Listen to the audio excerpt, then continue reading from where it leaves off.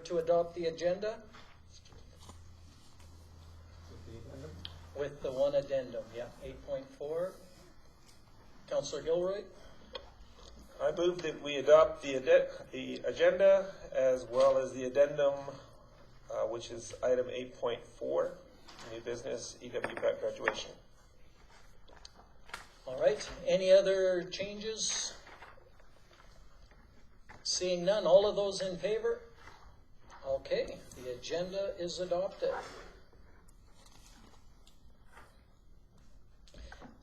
And scheduled delegations, it doesn't show anybody listed, but we have Mr. Pratt here. Is that scheduled or unscheduled?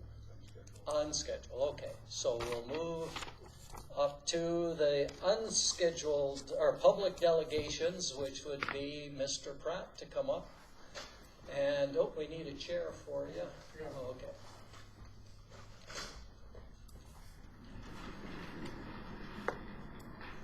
And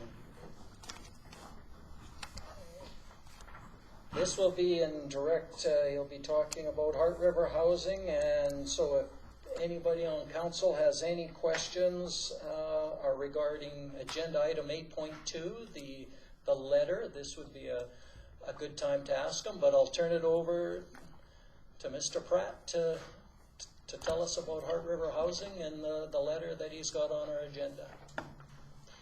Thank you. I just thought I'd come tonight just to go through some of the higher points and give you guys an opportunity to ask me some questions before you looked at it in your official agenda. Just give you some background. We did a needs study, it's got to be a year and a half ago now, and out of our needs study there was identified a high need for more seniors housing in our community. Currently we have approximately 50 people on a wait list between our senior self-contained apartments and our lodges. The other thing that we heard in our public consultations and from seniors in the community is the next generation is looking for a little bigger, a little different service out of our lodges. When my grandpa went into the lodge, it was a 200 square foot room, bachelor suite. My mom and dad are in the lodge. They went in at about a 380 square foot bachelor suite. And the next generation is looking at the possibility of a one bedroom unit in a bachelor suite. This is not a new concept. Piper Creek Foundation out of Red Deer just built a 150 bed lodge, and most of them were one bedroom units. They're small, they're efficient, but that's kind of the next progression in lodge type setting that we're looking at.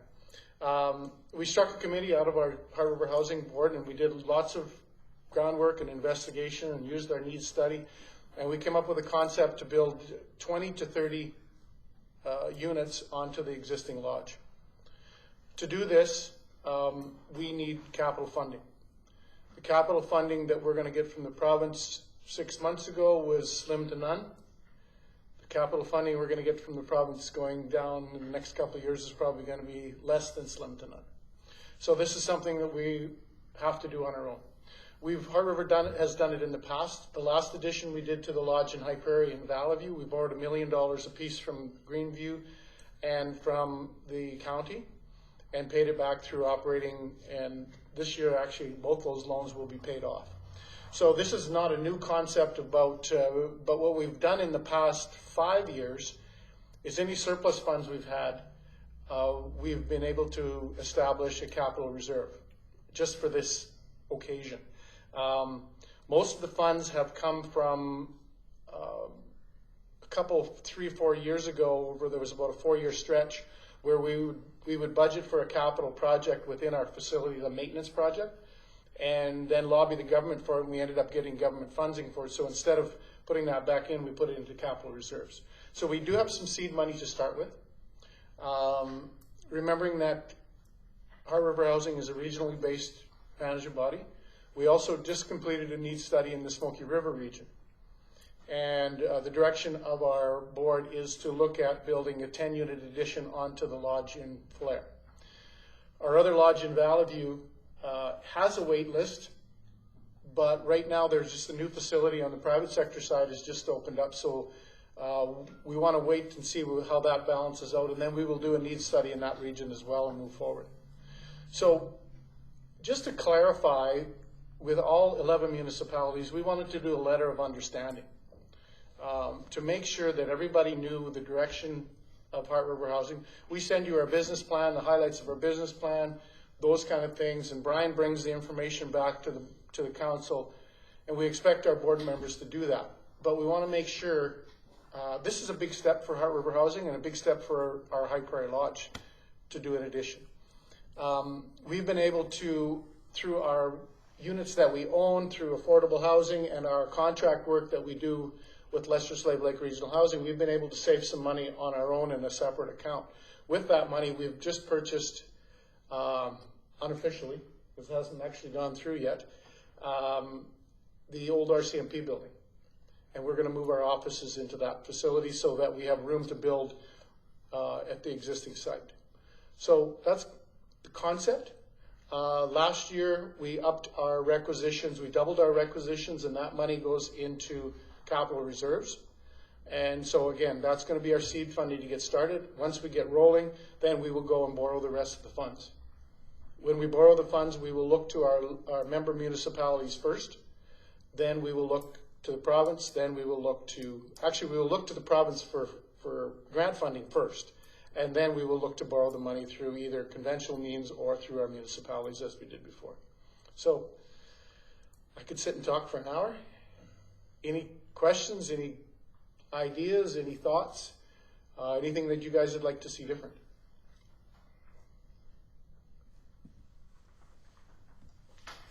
It's an exciting time. I know that our seniors, in talking with many, want this to happen. They want to be able to stay here. And my mother-in-law took advantage of the Heart River Housing in Valley View, and then was able to come here to the lodge. And she made some really good friends there as well while she was around. So it's a well-run organization. It's a well-run business. My only concern is, can we afford? And with the cuts that we've had from what we thought was funding for our budget for 2019 was pulled back from the county, and the tune of over $400,000. And so that concerns me. I don't know where we're going to come up with that kind of money in the shortfall for the taxpayers and ratepayers here. It just concerns me, and if they can pull out so easily and strap the people of this town so easily without even thinking about it, how do we go forward as a council doing business with the county when they can't be trusted? And that's my concern. I guess I can answer that question. In reality, requisitions are same as school tax. Yeah. You guys don't have a choice. Yeah. We will never go down that path and force it, because as the biggest pushback we've had is from the municipality with possibly the most funds, and that's their concern. How are our taxpayers going to do this? Because we're basically asking you to collect it on our behalf. Yes. We're not asking you to budget for it. It's a collection. And so we are well aware of the issues through the region on loss of oil revenues, all those kind of things. So we hear you loud and clear. That's another reason why we've staggered this over a period of time. We have seed funding to do probably 30% of the first build. The second build in Falera is going to be 1.5 to 2 years away.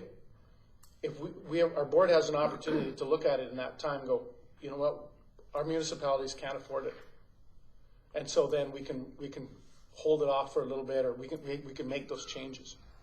The other thing is we pulled some numbers, and again, very random numbers. The average taxpayer in any community pays about anywhere from $60 to $80, maybe $90 a year for taxes to Heart River Housing on requisitions. So that basically doubled. Yeah. So I think that when you guys get the complaints on your tax assessments saying that, hey, what's Heart River Housing doing? You guys don't answer those, because those are our taxes. You send them to me.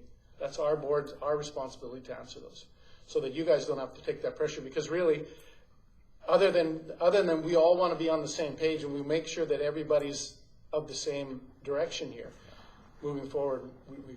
The other thing is we have an opportunity to add on to our facility in High Prairie, which is going to be huge. We've really been overestimated on our operational costs and our construction costs that we put into this direction, so that at the end of the day, worst case scenario, we've presented worst case scenario absolute. We think we're going to be substantially less than that, but let's plan for the worst and do the best. So, but good question. I mean, there's some municipalities out there that are going to be in a whole lot of hurt. That for a while, you know, they were chugging right along and life was good. Yeah. And so we hear it loud and clear. And I think that was the direction at our board strategic planning session. We looked at the private sector is not coming into our small communities. No. And if they would, and that's why we've held off. We should have been building in Valley View 3 years ago. But the private sector had funding from the province to go in there. And so let them go in, let them do their job. And if they would come in here tomorrow, we would not be building this. If they would go to Flair, we would not be building it. So again, we're very, very aware of getting to the private sector. The province has pushed us to look at affordable housing for families and get into a mixed market. And we've pushed back and said, no, we should not be in the private sector market, family market business. There's enough people in this community and other communities that can invest, and they'll be fine. Let the private sector take care of its job, and we will pick up what's left over. So again, the board's very, very aware of that. That competition with private sector is something we need to be fair. On the other hand, on the senior side, we want to present options. So these units that we build right now will be a little higher end, and the charges will be a little more. But we can break even on those end and possibly make money, which is going to subsidize that low-income senior in the other side.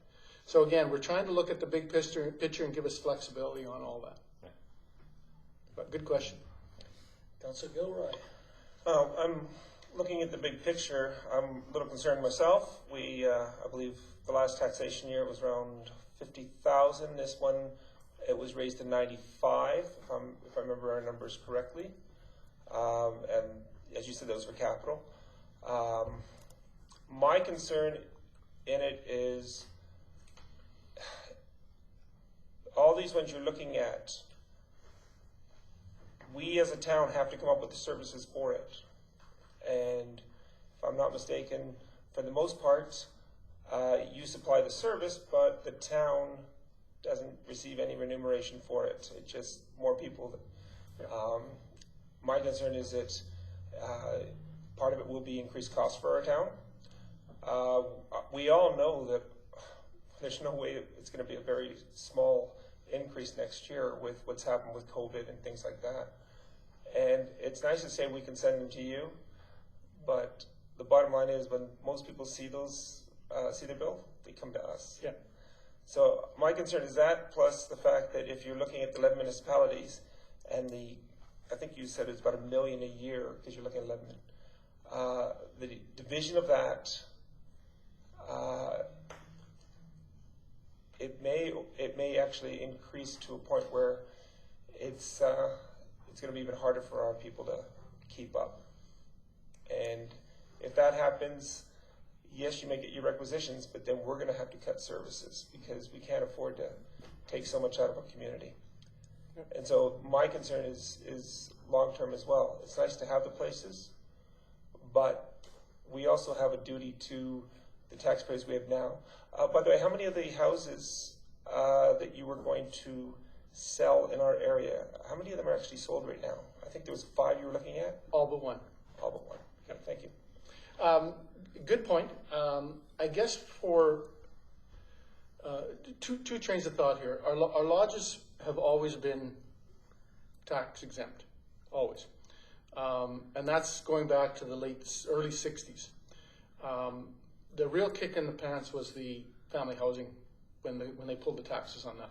And I still think that that's something that we need to push on. And our board, some of the things we're looking at in High Prairie is to continue to try and get more of those nominal sum units from the province and sell either to individuals that can make it or sell them on the open market. And we need to reduce the numbers because, again, that's the things that are really costing us money. To add on to our lodge for service-wise is not going to cost the town a lot of money. And it's going to bring more jobs to town, both on the construction side and the long term. We don't think we're going to increase our staff by a huge amount, but it's going to be 3 or 4 or 5 jobs, in which everyone helps. And so, you know, for a community like High Prairie, as tough as it is, compared to a McLennan, who still has to pay part of the requisition and gets no services for it. So that, you know, it's a trade-off, and we treat our region as no boundaries, from Fox Creek to Valley View, Drewville, Donnelly, Falher to Canuso. It's all, we look at it as one boundary, and we have to look at it, and the board has to look at it in that way. I guess the other option is, and my job would be real easy, is not to do anything. And then we get seniors moving out of our community.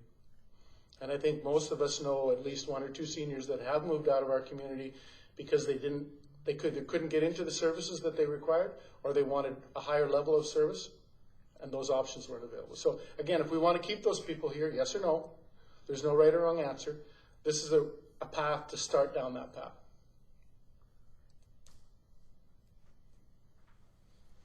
All right, is there any other questions? Well, thank you very much for coming down and going over that. That's Okay. been great. I was just going to talk just for while I had you guys' attention. We are COVID-free at the lodge. We have had no confirmed cases over this whole stretch. We are starting to loosen up the guidelines on letting seniors to be free. And that's really what it's been in the last couple months, is we've locked them down. And there's been a lot of emotional stress on the seniors. Right now, we're considering our lodges our safe place, and we're allowing our seniors to go out in accordance with the health guidelines. The directives say that they can go out for a certain period of time, and what we're really trying to do is educate our seniors is if you go out, you need to take care of yourself, because no one's going to do it for you. People like me are walking around without a mask on, all these other things. If you don't wear a mask, and if you don't wash your hands, and you don't take care of yourself when you leave the lodge, no one's going to do it for you. So we're really trying to promote that education to them, and we're slowly saying, okay, you can go for this period of time, and we really want to educate them on where we should be going and shouldn't be going. But again, they feel very comfortable right now with the lodge kind of being our safe place, no visitors in. And that's caused some struggles, because there's some that don't get out a lot. And so we're trying to invent some new ways to make their life a little easier and a little better. But that's kind of where we are. So just if there was any questions about what we're doing on the COVID side, we're following the directions of the health that they sent out. We're trying to work as much in the gray area as it can for the mental stability of the seniors. So if there was no questions on that, yeah. There's still involvement in Slave Lake case? Yep. We supply our corporate services for Slave Lake. Oh, you don't, not as a lodge? Yep. Yeah, they've got about 260 units down there, and the lodge has 48 lodge rooms and another 29 senior self-contained. So we supply basically the CAO services for them. We do the help with their finances. So basically, I go down there and some of my staff, but basically it's me. Okay, this wasn't listed on here. Yeah. So they don't have to do this because we don't requisition them. They requisition their own. They requisition Wabasca, Slave Lake, and Lester Slave River. I guess there's another prime example, is they built onto their building, and who's ever doing the projections, we're way under on their projections as far as the revenue. And so when we went down to take over, like, we were paying huge money to the bank, and it was close. But again, they're not, if you look back at their numbers, there are engineers and consultants that did their numbers, showed their board what the board wanted to see versus what was reality. So we've compared our numbers across the board to 3 or 4 other management bodies. some in the south, some in central, and some again in the north here. So I think I'm very comfortable with where our numbers are. And again, to fill the units, we're going to build 20. Our consultant said that we should build 40, and we're not going to extend ourselves that far. So that's where we are. Okay. Thank you very much. Thank you. Thank you, Mr. Pratt. All right. Moving on then to our fire chief's report. He's made it back in plenty of time. Can I get a motion on that? Councillor Daneka. I make a motion that council receive the fire chief's June 2020 report for information. Thank you. And I'll turn it over to our fire chief. Actually, I don't have a whole lot of, I guess, vocal stuff. I would just like to thank council for allowing me to do the presentations to the members. Having some kind of recognition, I think, is important, and I truly, truly appreciate these folks. They spend a lot of time at the hall, training, volunteering for stuff at a drop of a hat. So they make, I guess, me look good, and they're doing a fantastic job. So I'd just like to pass that on to everybody to make you aware of it. As far as my report, a lot of the stuff that I've been doing is in the report. There are a couple things that I'm kind of trying to work on. One is the monitored alarms. One of the places was inherently having a lot of alarms, so I visited them and suggested some options to look at, I guess, if you want to consider. I can't force them to do that, but for them to consider some options. I'm also starting to visit a couple of places in town here, and I've given them a pre-inspection report. As last council meeting, the fees for inspections was passed, so my procedure that I'm going through with now is I've developed a pre-inspection sheet for me to hand out to places that I'm going to be ultimately visiting. I'm giving them a little bit of a heads up of what major things I'm looking at. Like I know there's one building in the town that has sprinkler systems. That's probably, and I'm guessing, but I'm going to probably guess correctly, that has never had the sprinkler systems inspected to the knowledge of myself, Ken, or even Bill Eckel. So, and they're supposed to be inspected annually. So those are the kinds of things that I know exist out there that I'm going to try and move on and try and increase the safety for everybody in the community. So those are the kinds of things that I'm doing with that passing of that bylaw, and making people aware, giving them plenty of time to move on it and do something to correct and make sure that when I ultimately do the first inspection that they've got a good chance of making things happen. So outside of that, are there any questions? Councillor Gilroy. You said the firefighters completed the fire officer course and wrote tests on June 18th. Just kind of curious, how many firefighters wrote that test? We have 5 members that are doing the 1021 course, which is the fire officer level 1. The county has, I believe, 6 people, so I believe it's a total of 11 people that are going through that program. I was talking to Jason, and he said that some reports were coming back on the exams and stuff like that, but I didn't hear exactly what and how our people did. Oh, I'm sure they did well. I'm hoping they did. They spent this particular course has taken a lot of time to complete, and I was talking to the Lakeland College person, and she said that this one was probably the longest one of all of the sort of the sequence and series. So I've had some grumblings and mumblings from the folks about going through the course, but they're pushing through with it, and I'm proud that they are. They're not just packing up and going home. So the other one, it says you fall arrest harnesses and lanyards purchased to meet OHS codes for working at heights. I'm not questioning where the money came from as much as, was it something that we had budgeted for that we've helped you with? Or did you have to do it through your fundraising, or? No, I've done that through the budget. It's not a huge expense, like the course that we ran, the fall arrest program makes people aware of their rights and responsibilities for working at heights. And for 20 members, we actually had one of our members that is certified to instruct the course. So she ran the course for us. We could have done it two ways. We could have just done it as an informational, or where they actually get a certificate.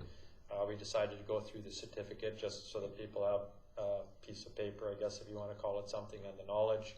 And it cost about $1,000. So I use that out of the training budget. As far as the equipment is concerned, it applies more specifically to the ladder that we have and working at heights there. Obviously, we're working on ladders on the fire ground, and the expectation with OH&S regulations for firefighting is you don't have to be tying off on a ladder or harnessed in on an extension ladder, just because if you got a burning building, you're not going to be harnessing or tying off to the roof line with that. So there are things that we have to follow with that. But as far as working on the ladder itself, we had waste harnesses that were no longer OH&S approved. We were to take those out of services, and we needed to offer the proper protection, which is actually a full harness with what we call a shock absorbing lanyard.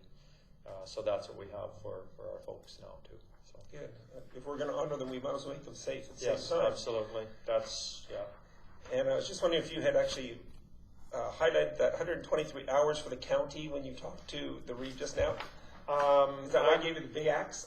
Well, in my semi-annual report, I think it was a little bit of an eye-opener for them. I showed you guys, and I had the graphs, and I think those graphs give a clear indication of the distribution of what we do.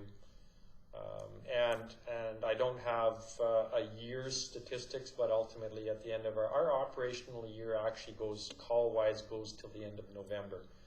So we go from December to November, and at that time then I'll kind of have a year picture for this specific year of statistics for that. I'm keeping track of that.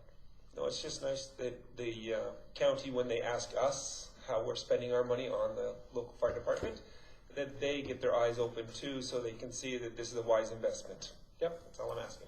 Yep. All right, any other questions for the fire chief? No? All right. Thank you very much for your report.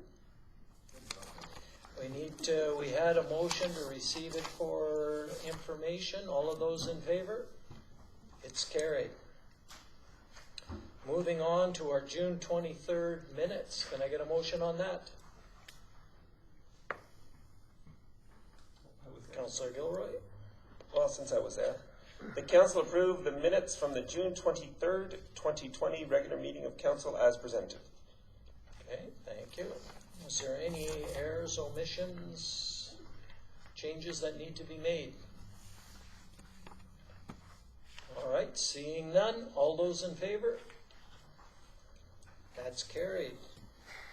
Moving on to item 6.1, amendment to the traffic bylaw. Can I get a motion here?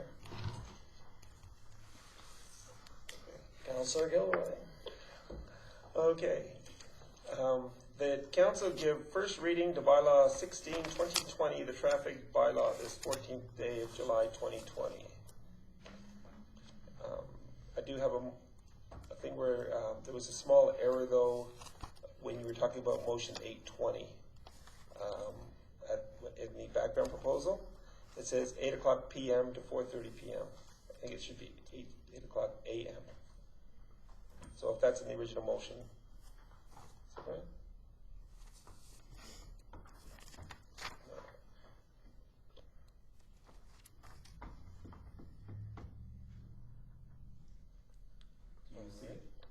Mr. Mayor, background proposal, Oh, in the 820, the background. council directed New administration to draft the bylaw originally. Oh, okay, up top, okay. Because if that also needs to be changed if that is incorrect. Yep. That would be incorrect. 'Cause that's a long time. Yeah, that is incorrect. 20 hours, 20 and a half hours a day. All right, any questions, discussions on this bylaw? We've talked about it before, so I don't suspect that we'll have any, but. All right, I do not see any, and we don't have to change the bylaw, just an amendment to, the Schedule 3? Yeah. The holidays do not include school holidays, do they? Or do they?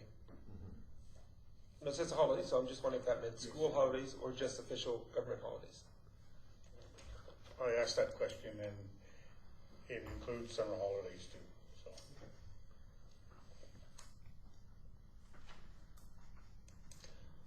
All right, seeing no other questions, all those in favor? It is carried. I'd like to make another motion, Councillor Long.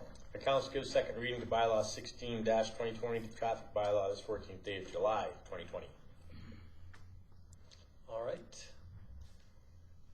All of those in favor? It is carried. And Councillor Courtly. The council give unanimous consent to proceed to third and final reading of 16-2020, the traffic bylaw this 14th day of July 2020. Okay, any discussions on this? Seeing none, all those in favor? All right, that leads us to one more motion. Councillor Tanaka. Perfect. That council give third and final reading to bylaw 16-2020, the traffic bylaw this 14th day of July 2020.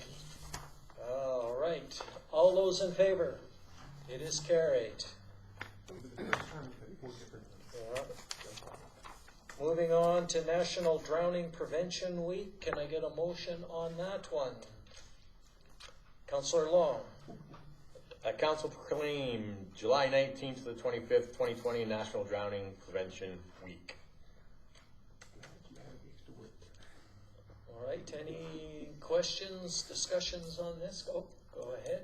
I just want to let council know that I received an email from Gayla at the aquatic school, and she is advertising National Drowning Prevention Week through her program. So Good, and we'll advertise it on the Everything we have. on the sign and on our website. Let's get it up. Perfect. Okay. Any other discussions on this? Seeing none, all those in favor? It is carried also. Moving on to item 8.2, Heart River Housing Strategic Direction and okay, Councillor Courtly. The council support Heart River Housing Business Plan and approves administration to sign the letter of understanding. All right. Go ahead. you look at the letter of understanding, and I didn't know if it was what position, or if it was the mayor or the administrator that would sign the letter of understanding, so we put administration in there, so I'm good with signing it too, so. Oh, that was a good question. Yeah. I think that would work. Go ahead. Going back to a comment that Mr. Pratt made, I just was thinking about it after he had left, where he said that we know a lot of seniors who have left because there's no housing for them. We also know a number of people who have moved out of our community into the county for lower taxes. So, my concern here is a couple of these things, and I did mention earlier. For example, under Pleasant View Lodge Edition, page 25, funding required $7.6 million from HRH Lodge Capital Reserves or loan from either the member municipalities or the bank, and the loan to be paid back over 11 years from capital requisitions. you know, one of the reasons I'm supporting, for example, the fire engine is I know exactly what it's going to cost the taxpayers. We have it set in stone. My concern is that this, and this is just for capital, this is not operating costs, could end up being something that we cannot control and could be very detrimental to our community. Yes, we will have, there's a possibility of having more people stay in our community, but I think of the additional costs and strain upon our budget for our public works. I think of the possibility of our taxpayers having to have a bit larger burden. There's nothing that says that there's going to be a consistency in the real amount that we're going to pay, because at the same time we know that operational costs will go up. So I don't think I'm in the position right now to vote for this. I'm going to vote against it. Go ahead, Ryan. I just want to answer part of Councillor Gilroy's question here, in that if the costs go up, it won't be the town of High Prairie that'll be complaining, it'll be the county of Greenview who are funding over 50% of these costs right now. So our little 3.8% or whatever that we are paying now, even if they go up somewhat, it's still not going to be half of the total cost that Greenview are going to pay. So, and our neighbors, Big Lakes County, are paying 20-some%. So I think you'll hear more rumblings from them if the costs go out of whack for this project. So, but I think, in fairness to Lindsay and his team, that they have done their homework on this. At the same time, as the costs go up for Big Lakes County, they download on us. And that's one thing that Councillor Long pointed at, was the fact that we did lose because, not because this stuff went up, but because their assessment went down. We lost over $1 million from them. And so my other concern is, he also said, quote, though it's requisition, we're not necessarily going to go after them if they say we don't have the money. And what that means is if they don't have money, then it gets moved over, because it's got to be paid somewhere. I'm sorry, I want to protect our taxpayers, so I respectfully disagree with you. I'll address your question in terms of the operating, and I think Mr. Pratt addressed it also, is that the lodge, when it is built, should be self-sufficient, and it's not going to cost additional monies to our ratepayers. Simply, just because of the rates, and it's being built, so it shouldn't be any more money on our ratepayers. They did a business plan that they had people work on, and it's showing that it's not going to be additional costs. It shouldn't be an extra strain on our taxpayers operationally. There obviously is a cost in terms of paying off the building and the construction, but after 11 years that'll be done. So there won't be any other additional costs on that. So there is the cost for the building, and in the long run, the money they bring in will take care of the loans that they need to pay off, parts of them, and that'll enable them to go ahead with the flare project. And the thinking long term is that some of the monies that can be used to help subsidize some of the operating costs, because it should be a little bit less money to operate these, because they're paying more money to be in those newer, bigger units.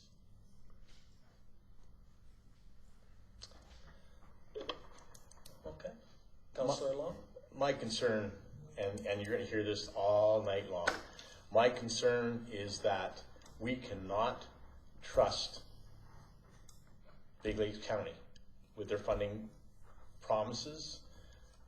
They can't be trusted. They're business people. They must have the acumen to understand that when you take $400,000 away from an already determined budget and say, well, it's too bad, we're just not going to give it to you. Who runs a business that way? I'm sure if Mr. Shawara or any of the other people on the county did their business that way, they wouldn't be in business much longer. So why would they put the taxpayers of this community under such duress and hardship? Why would they take that and say, you guys suck it up? They can't be trusted. You and Councillor Rose and Councillor Courtley have told us time and time and time again how great they are. But when it got tough, and when things were really tough, where were they for us? Nowhere. They took the money and ran. So how are they going to be trusted on anything else they do? I don't care. I don't trust them. I didn't trust them before, and they've proven me right, and I wish they hadn't. It's a shame. And now we're stuck. Every single time when somebody comes to us for a nickel or a dime, we're going to have to say, can we afford it? Don't know. Because if we say, yes, we can afford it, they'll say, well, maybe we don't need to give you so much money.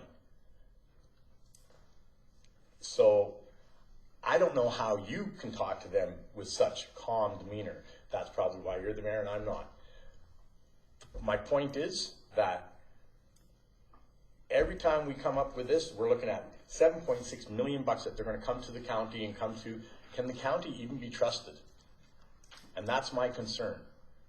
And Heart River will get stung, and so will we as taxpayers and members of this great Big Lakes County, the heart of Big Lakes County. A Big Lakes County that has very little heart. So, I'm not voting in favor for it either. I can't. And I want to. And it deserves to be supported. But until the Reeve, who left so early, it was nice, until they understand what they've done to us, no. And God, I don't want to have to run again, but I will. What they did to the taxpayers of this community is wrong, and it's going to impact us every single time for the next how long? Because it could. Okay. We have another meeting planned for them, and that's on the agenda. So it should be. I'm glad. Am I allowed to attend?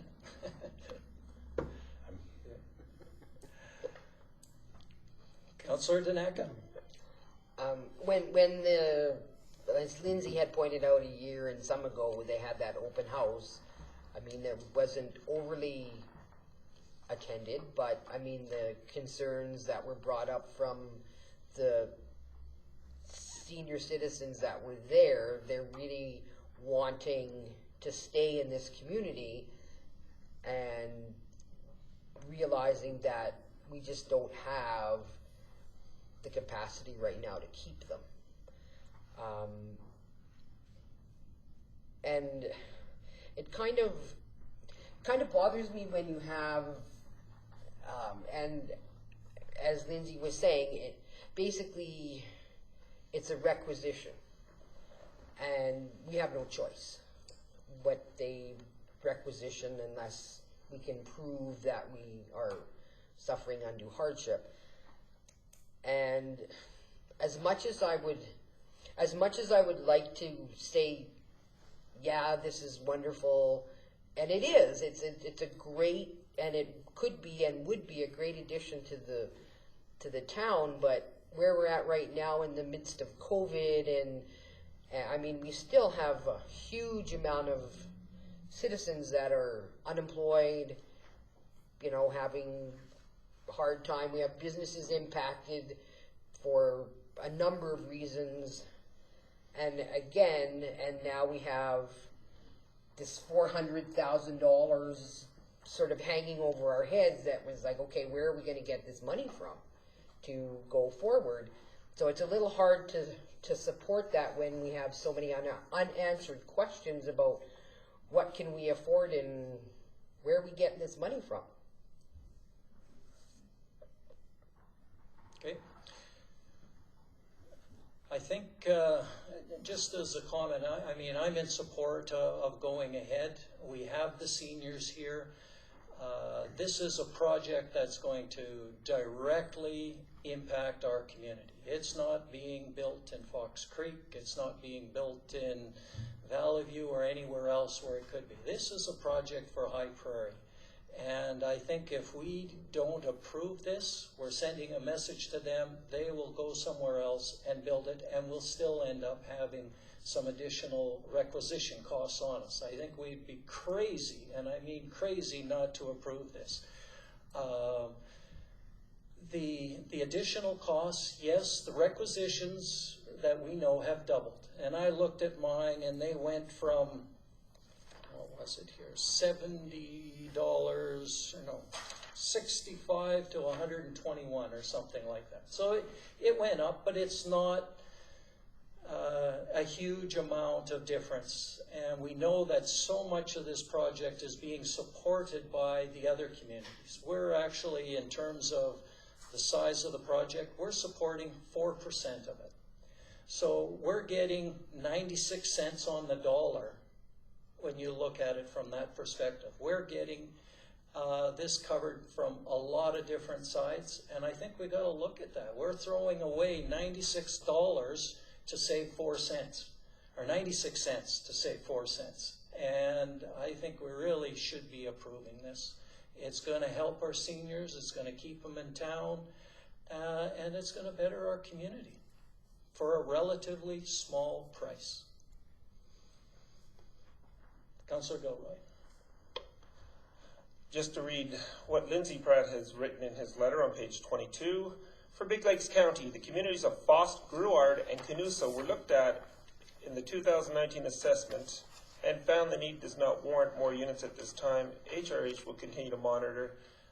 To back up what Councillor Long has said, it would seem as though some of the county seems to be more favorable right now on things that are happening outside of High Prairie. There are a lot of the small communities outside that think that we have received far too much favor for far too long, and now they want to look at the other areas.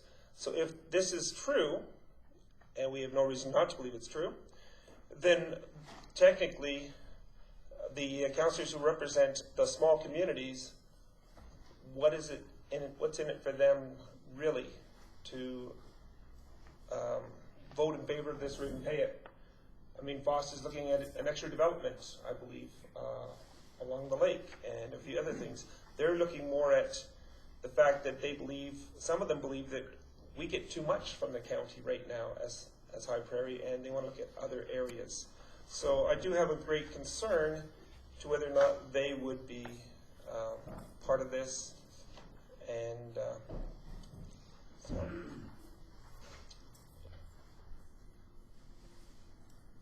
Okay. I think I can answer part of your question in that them three communities, even the seniors that are there, they want to be located in High Prairie because of our new hospital facility and the closeness to that. I would say even for Canusa residents, just for the healthcare system that we have here. And I'll just echo, and then we'll turn over to Mr. Long. But Heart River Housing did needs assessment in all regions of their service region. And it's the same story for all of the small communities. Whether you're looking at McLennan or you look at Jerville, Nampa, all of those areas are too small to support a lodge. And that's why they don't have one. I mean, McLennan was a little different where they ended up with a privately owned one there, but they had a lot of government dollars to help subsidize it at the time. So they're not likely going to be getting a lodge facility just because of the economics of trying to operate a small lodge don't make sense. There isn't any, lodges with the services that they get in other small communities. And if there are, they're being closed down in some of these really small communities because they're not economical. And that's part of the reason they're going a little bit more centralized. Everybody would want to stay in their home community. If you're from Fost, probably going to want to stay in Fost if you can. But our CAO brings up a good point. For some of them, they want to get closer to hospital services. And So when you get to that point, you want to be closer to them. But I'll turn it over to Councillor Long. Did you? Yeah, I will go ahead. If High Prairie is such a good model for this plan, and if it makes good business sense for Heart River Housing to have this created at the lodge, and we don't really have a say, this is purely an academic exercise. We are saying no, not because it doesn't make sense, not because we don't love and care for our seniors and our family members that live here. This is a message that we're sending to the other people across the lake who decided, because we stood up for our taxpayers, because we stood up for our small businesses and business owners and gave them a break, they had the audacity to say, well, if they can give all these people breaks, then they don't need the $400,000. Stay out of our business. Stay out of our business and stop trying to control us. And they're not listening. And your county that you talk about is so nice, approved them to attack our budget, withhold $400,000 at the expense of the taxpayers in this community. So time and again, for their double dealing on us and for them trying to interfere in the political goings on in this community, because we showed compassion for our business owners, because we showed compassion for our ratepayers, recognizing that COVID was hitting everybody hard. And what did they see?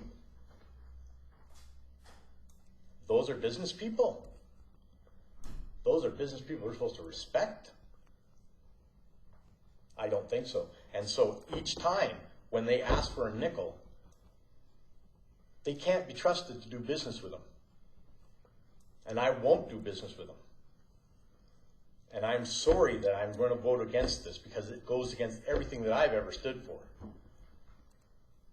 And I know that Councillor Quartley is lined up and ready to go. Get your boy back in here and talk to him and say, Mr. Reeve, we have a problem here. And it ain't going away. And yes, legal people are saying maybe you should try to work it out. We can approach them at the intermunicipal. That's great. But they've already made their decision. They've already pulled the funding. They already put the knife into our back and twisted it just a little bit. I have nothing but bad things to say for them. And I can't do business with them. I won't subject the taxpayers of this community to do business with idiots like that. Yep, print it. So that's where I stand. They're double dealing, they can't be trusted, and they hurt this community when they did that. And anybody who sticks up for them, man, oh man, oh man, when the people see this and when they hear about it in the press, and you say they're good people to deal with, Councillor Long's way of the line. Bet you they won't see it that way. Okay. And I don't want to have to run again. I think just in comment in yours is that we're linking Heart River Housing Everything. to Big Lakes County. Everything. And I don't. They're not the same organization. Mm-hmm. We're trying to. They're They're one of the members, along with their 10 attack others. on our community and on the taxpayers of this community has caused us to second guess everything that we do with business with them, and it has caused us economic hardship, and it's caused us to have to look at things like this and say, can we afford it? No. Why can't we afford it? Because of the idiots on the other side of the lake said, hey, let's take the money away from High Prairie. That's a good business sense. That's a great way to do business. It's a great way to build bridges. Okay. Wow. Turn it over to Councillor Courtney.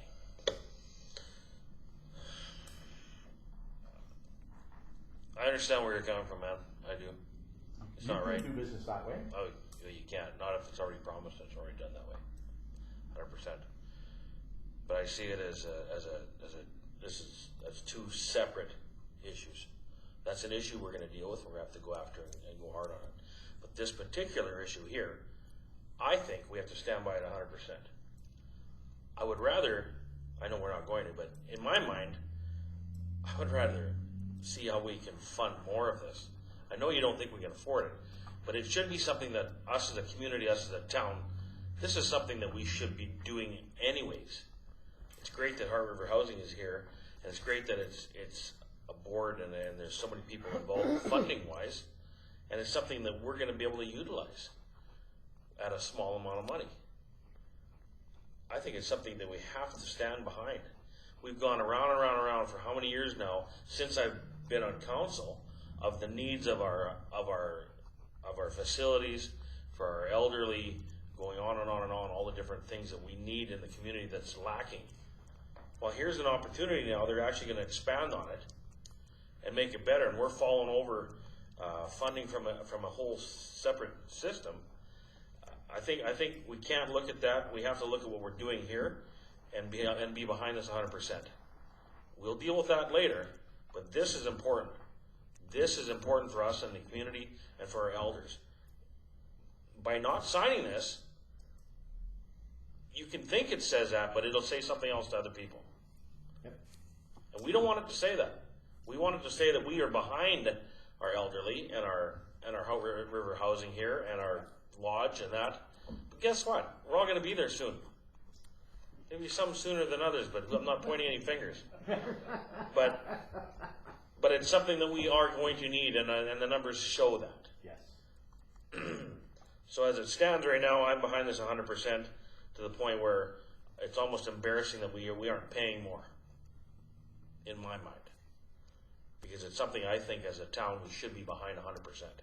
Absolutely. So that's where I'm at. It just baffles me that you guys aren't thinking of signing this, because it's something we've been fighting for all this time, and now it's actually going to start becoming, it's going to happen. Councillor Long? Yeah. If it's a business plan that makes sense, and if it's a business plan that, with all the research and background work that they've done, if High Prairie makes sense, if Pleasant View Lodge makes sense, despite what we say or do here, whether in protest against the County of Big Lakes. This is not a protest against the County of Big Lakes, right here, right now. Not yet. For this letter of understanding is not. That is not what this is about. I know. That's a whole different fight, and we're going to hammer on that later on. But for this particular thing, this is important for us, Yep. for our community, our immediate community, and our community and our elders in this community. And this has to be signed.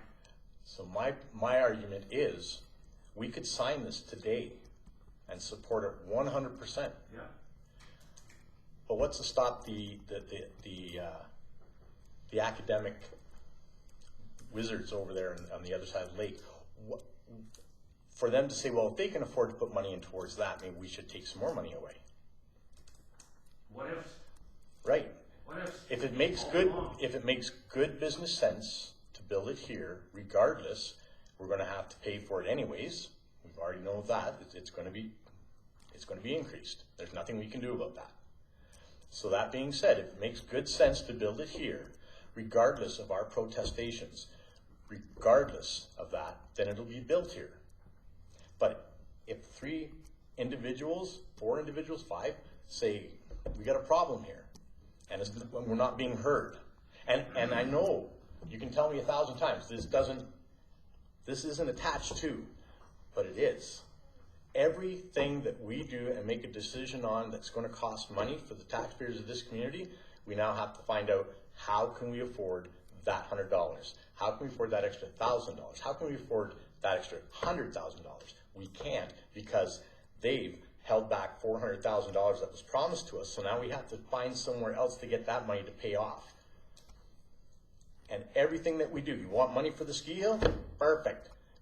Go ask the county. It's a slap in the face, and every chance I get to say, thank you very much, County of Big Lakes. Thanks for doing this to the taxpayers of this community. They want to call me an arrogant They can do that. They've done it. And I've heard it, but I don't lie. I don't lie. And I don't cause financial hardship on any one of the individuals that live in that county. But they did here. And so how do I get my head around that when we have this, and then we're going to have some more bylaws coming up that's going to probably cost us some more money as well? And it'll be a never-ending story. Thank you very much, Big Lakes County. And they can blow smoke all they want. They can't be trusted. And so if the other councillors from the county want to sit here and explain to me the rationalization of why they did that to our community, where they thought they had the intestinal fortitude and the balls to do that, I want to know why. I want to know what business plan they think can be managed, how. I'm going to make my business plan, but then I'm just going to throw away $400,000. And everything that we talk about this evening, they're going to hear me say the same thing. And it'll be a broken record. It's good, but in the meantime, we have to sign this. We Well, have to. we We do. have to. You can go on and on and on for a couple more hours, Michael. It's fine. Do it. But at the end of the day, we gotta have to sign because Heart River Housing, our needs here in the town need this development. Bet you didn't see this coming, eh? No, So, I know no. we have a meeting, and yes, we did see this coming. You We saw it? wanted to talk about, well, no, I didn't. I did not anticipate this, but I knew the issue with the county, and we wanted to address it at the intermunicipal meeting. We have one planned for next week. It's going to be addressed. Did they do this to us during an intermunicipal? Did they sit down with us at an intermunicipal and say we're taking away $400,000, or did they do it within their council chambers without us there? They did it within their council chambers. Right. It's a motion of their council. That is correct. Yeah. Every single one of them. So- No, No, not the every- intermunicipal people Not voted every for one of it, them voted for it on our behalf. The three that were on the intermunicipal voted for us. It's Good. the rest of the councils voted against, just to be clear. But once again, my point was simply, and will always be simply, if we're not given an ability to help our community to adjust to taxation, whether it's through education, whether it's through Heart River Housing, through these requisitions that we cannot help them at all in, then we have to, our economy here can only afford so much. And if you own both a business and like for example, Arlen, if you've checked both of yours, you're a business owner and you are a resident. What percentage did your Heart River Housing go up as both a businessman and a resident? Did it go up a lot? I didn't look, Okay. I don't know what the values are for Heart River Housing. Well, I don't know. that's the point I'm getting at here is, so you get businessmen who their business may be worth more now than before, they get hit with a higher percentage.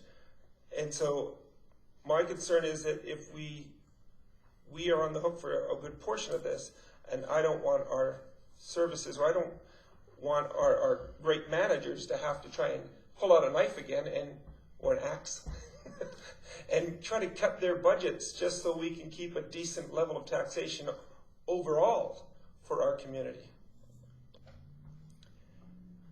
I understand, and this will, I mean, we're going around and around. I'll make one other comment, and unless there's something else really pressing, we can move on, or somebody else wants to. But going to your issue there is, yes, we are going to have to sharpen our pencils when it comes to budget time. There is no doubt about that.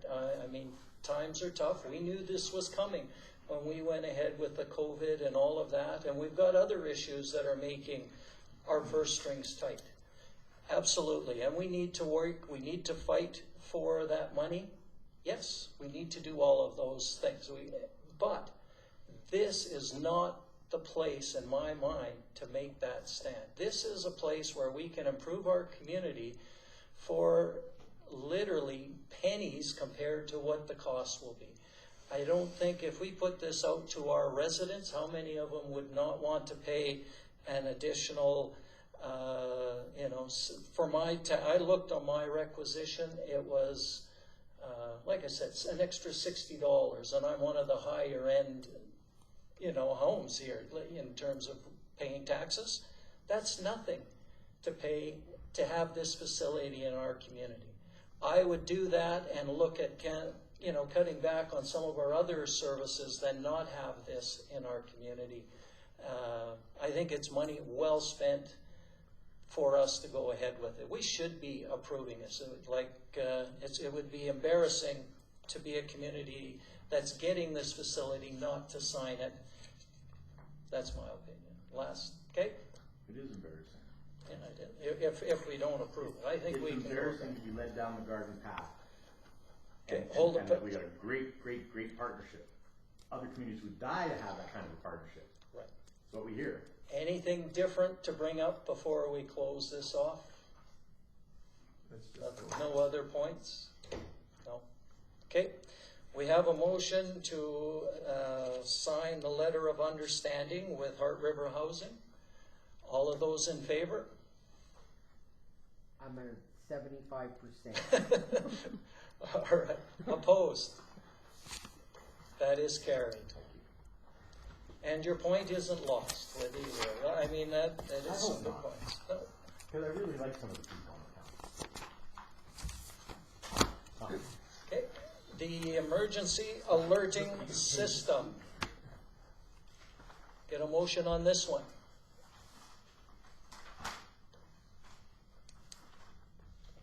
Councillor Gilroy. The council received the request to hire Voyant Alert to supply our emergency alerting system for information. And the reason I'm saying that is, I don't want to vote on this until we have a real emergency management meeting that actually defines the roles within Big Lakes County, the town, and FCSS. This is a stopgap. I want a real meeting that we've been asking for over a year before I'll sign this. Okay. Any other discussions on it? Councillor Long? How can we afford it? Right? You smile. No. You smile. $5,490. Where's it coming from? What are we going to do? How are we going to do it?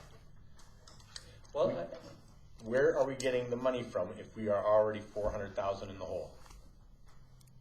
okay. Well, one of the things just with the total cost, and just to be clear, is that it'd have to be finalized with the other communities, meaning municipalities, Swan Hills, Big Lakes County, and ourselves to share in the cost of this. That would be roughly, it would not exceed 3,000, and I think you put it in there to say, okay, here's the amount. And in my opinion, we just had a lot of these events that happened in town that would be nice to be able to get that information out to our Sure would. community members. Yeah. So, They should get them to play the sim game on how to build a city on the computer and what causes it to fall apart. But again, so we're going to go into business. You want us to go into business with Big Lakes County on this issue. That's what you're asking me, right? yeah. No way. Well, Not a hope. We could do it on our own, but it would Yeah. cost us based on our population. We don't need it. We don't need it. Because they know we don't need it, because they took $400,000 away from us and said, do your business. Go ahead. How can we afford it when we don't have the money? There's no way around this, Brian. There is no way, Mr. Mayor, that we can continue on. This should be tabled. Table it. Can't afford it. Can't do it. No sense in discussing it. Because they screwed us out of $400,000. They ripped us off. And now, their actions are creating safety issues for our seniors, housing issues for our seniors. There's all kinds of things here that their residents who want to live here these things won't be available to them. It's just, we should table it. Okay. And I move that we table it. We had a motion on the floor. we have a motion on the floor, but, Yep. and we can vote on it, but, any other discussion on this one? No? All right, all those in favor? Opposed? Oh, we voted to. voted Oh, for I information. made it, yes, sorry. Yeah. I You voted for information on that one. Yeah, voted for information. Councilor Demack put her hand up for that Okay. too, so. So it did not Unanimous pass. information. Yeah, it's for information, my mistake. Can I make a motion since, or at least can I ask administration to actually set up a real emergency meeting so that we can actually have it in place before we deal with this next time? We have not had an emergency preparedness meeting that defines all the rules since I've been on council. And we have an excellent fire chief who's doing his best to make sure we're all ready.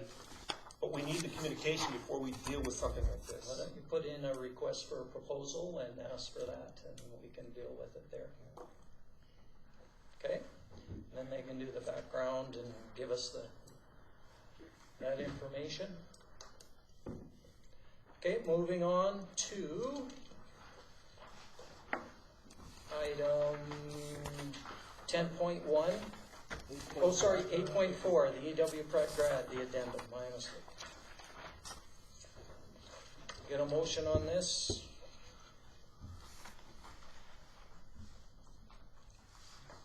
Councillor Danaka. I make a motion that council approve of Mayor Panasic to attend the EW Pratt graduation ceremony on August 15th, 2020, to give a speech and grant the grad committee to hold a parade on town streets and avenues.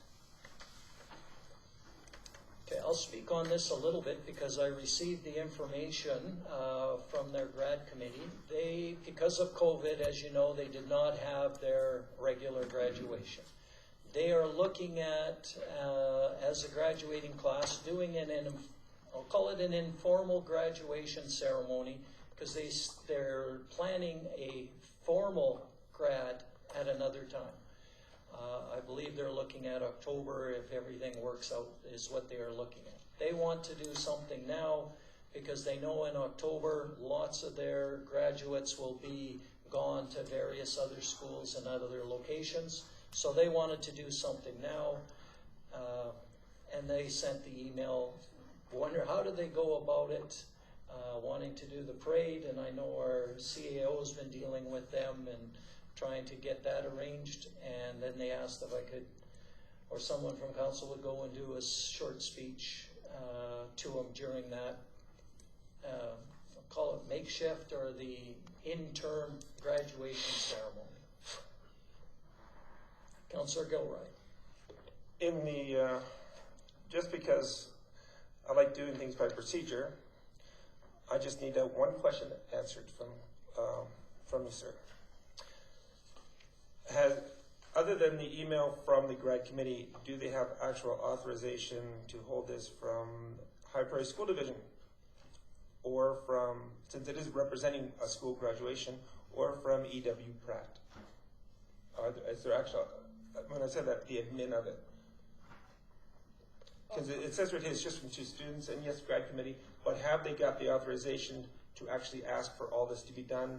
Because this is representing the High Prairie School Division in EW Pratt. So if they've given you permission, I'm all for it. I have not heard from the High Prairie School Division, and normally I don't believe that we do. We hear from the grad committee when they ask to come in and do a speech. So yeah, I don't know if High Prairie School Division has authorized or sanctioned this event. I can't answer that. Councillor Long? My understanding is that any grad ceremony that happens does not fall under the purview of school boards. So them asking us permission to use our streets for a parade route is absolutely within their purview and not within the school districts. Okay. I just want to keep. They could give a blessing, but they could also say no. I just want to keep our all lines clear so that we're working with the school board, working with these other communities. Yeah. So. Okay, any other discussion on that? Just maintain social distancing. Yes, and that was one of the things I know that they had asked about what kind of guidelines, and we'd have to make sure that they're, and did direct them to Alberta Health to get some directions on that. So, yeah. Okay, any other? They were worried about making it as safe as possible for all of their people also. That was on their list. No others. We have a motion to approve the parade through town and for the mayor or alternate to attend the graduation. All those in favor? Michael, do this. It is carried. I believe what you said. All right, moving on to item 10.1.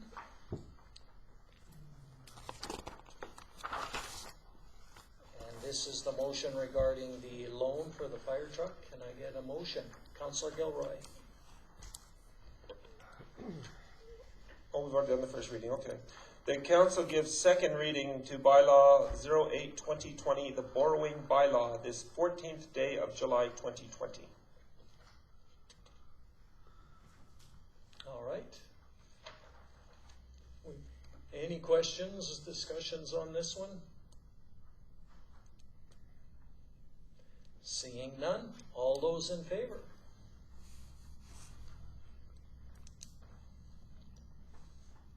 All right, do we want to move on for one more motion here?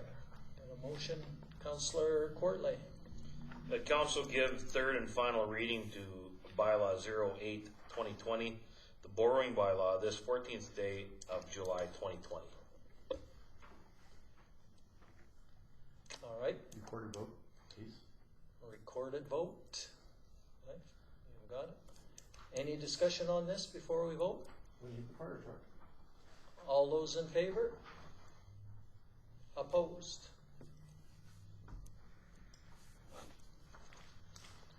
That's no. Who's our treasurer? We have a new treasurer. No, when is she physically starting? She just started. If she just did? Yeah. So be at the next meeting.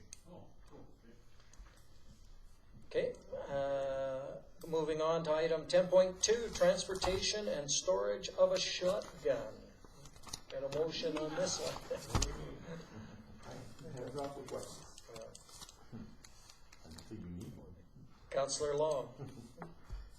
That council approved policy PO 05-2020, the transport, use, and storage of shotgun. All right, and from reading this, it's just in the wording from a gun to a shotgun, right? Because they're not able to, okay? We approved this one not long ago in July, but now they're changing the wording from gun to shotgun. With Okay. a 30 clip, Yeah. But the shotgun's only big rotary thing. so. Councillor Gilroy. Just a clarification, because we are talking about weapons and that, and just a clarification, the third point was peace officers shall only use a shotgun in lawful execution of their duties that relate to Animal Protection Act, Stray Animals Act, and Dangerous Dogs Act. And it has nothing to do with people at all. Go figure. Your kitty cat's gonna get her. Beagle with a shotgun firing back at you. So, no, just I don't know the Stray Animals Act though, but does anyone have an idea, like, with that, why would you need a shotgun for a stray animal? It'd be like the wolf, Mange. the wolf coming into your cabin and stuff like that? Something that's I'm been never hit- worried about wolves. Something's been hit and hurt on the road, Yeah. Okay, is aggressive. okay. Bull moose and rat running down your backyard. Yeah. That would count. Okay. Okay. That's why we're gonna have to use them. Okay, so no other discussion. We have a motion to approve this amendment. All those in favor? It is carried.